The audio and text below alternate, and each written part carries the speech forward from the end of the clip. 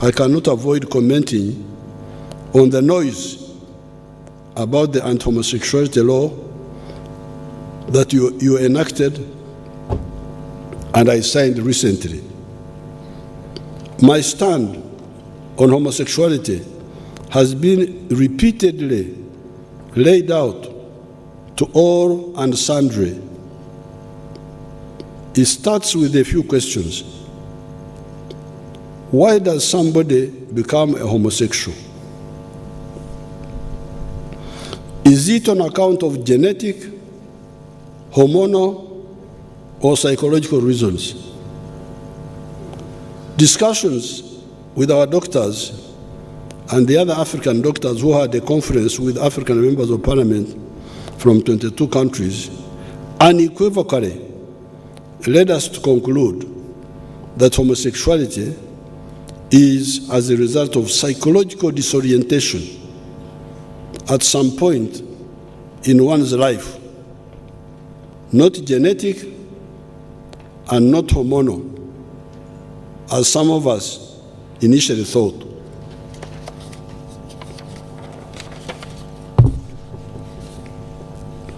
This conclusion that homosexuality is a psychological disorientation gives us a way forward,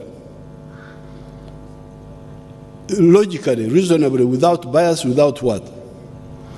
If somebody is a victim of psychological disorientation, do you criminalize him or her on account of that? Is it logical or fair to do so? The answer is no. Instead, such a person needs assistance to, if possible, overcome his psychological disorientation. I'm glad the MPs agreed with me and clarified this point in the law. Therefore, those who say that the homosexuals will be arrested if they go for medical care, etc., are wrong. The law now says that a homosexual will not be criminalized for merely being so, if he or she keeps the being to oneself. What then does the law fight? It fights this homosexual when he or she goes from merely being and starts recruiting other people who are not psychologically disoriented like him or her to be like him by misinforming or bribing them. There, he becomes a criminal and, if convicted, goes to prison for a period not exceeding 20 years. If he goes further and rapes a person, a child, an indigent means a weak person, he commits a capital offense and he faces a maximum sentence of death. This is the law I signed. These are the three substantive points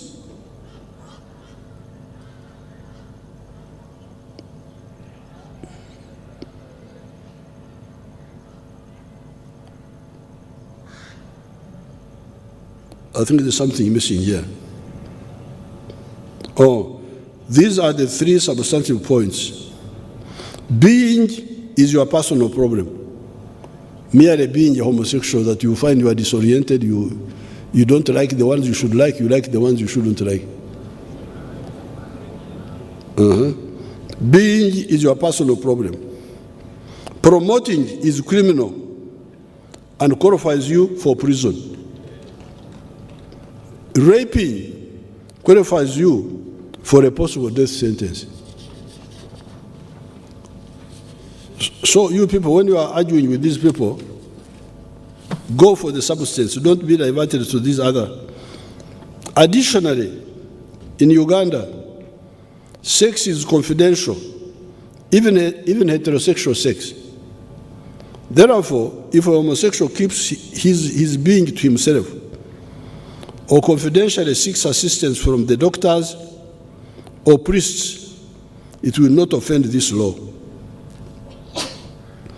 I have told our MPs that if there are still some illogicalities in the law, such as forcing employers to know who is a homosexual in the company, or landlords to know which tenants are homosexuals, we shall work to amend them and keep the substance. We should go for the substance, not these other, because I have heard some people talking about that. But I will call our MPs and we'll talk about it.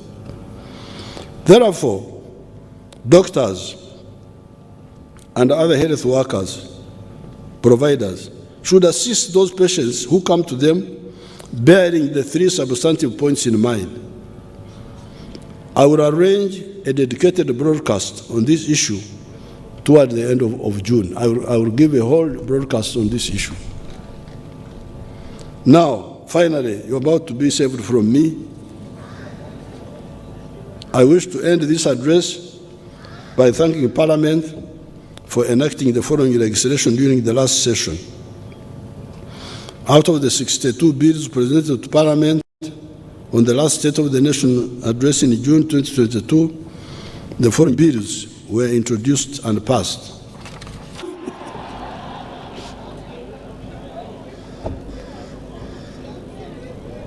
Batuloremu, and who is the girl representing Pokot now? Amudat, who is the girl? Can I see how she looks like? Where is that girl? Come and I see you. I have not seen you.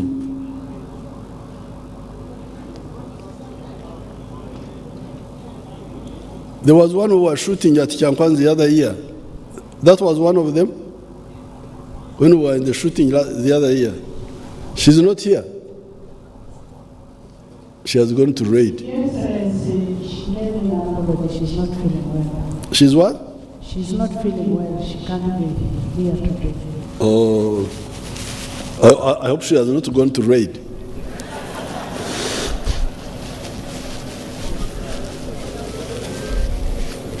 Now, the Pokot, our Pokot here, must not continue to steal from the other clans and take the cattle to Kenya.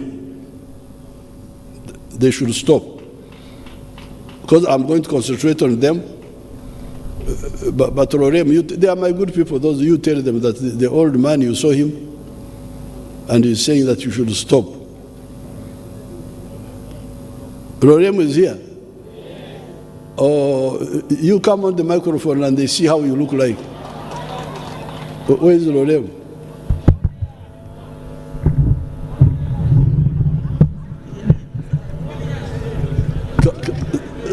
Come on the Uganda and see how you look like. According to the speaker, you're not supposed to say anything because the speaker said, oh, Lorem is now very fat. How do they greet in the Pokot? Supai.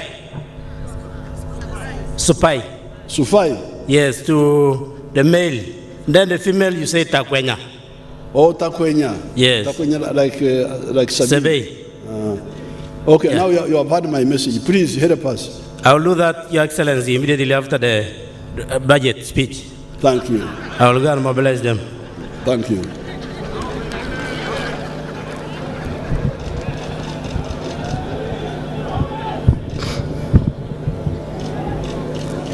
Operation Shujaa in DRC. Since the launch of the joint FADC UPDF operation, codenamed Operation Shujaa, in November 2021, a total of 109 SMGs, 5 light machine guns, 3 RPG tubes have been recovered. 508 ADFs, combatants have been put out of action, killed.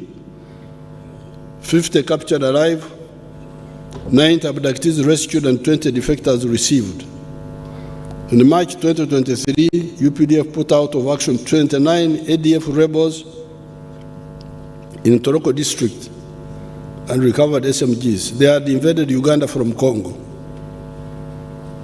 The East African Community Heads of State Conclave, held in April 2022, resolved to establish and deploy the East African Community Regional Force to pacify Eastern Congo. Uganda has contributed a battle group to that regional force. The recent deployment of the East African Force, augmented by diplomatic efforts from the regional states, will address the security challenges posed by instabilities in Eastern Congo. Security forces acts of sabotage in the form of vandalism, targeting electricity and water infrastructure. Security forces have arrested 15 key suspects in connection with masterminding vandalism of electricity and water infrastructure in central Uganda. Key among them is the so-called Colonel Mwonge, leader of a subversive group called Uganda Defense Forces. The arrests also targeted elements within Umeme and a network of scrap dealers. The operations have since recovered over 300 tons of assorted electricity equipment. This vandalism is done by haters of the NRM-inspired progress in Uganda. They don't want to see progress. They feel very unhappy when they see these electricity wires. They thought Uganda would not come up. So we are going to be very harsh with them. It's good we arrested them. They didn't resist, otherwise they would have gone to somewhere prematurely.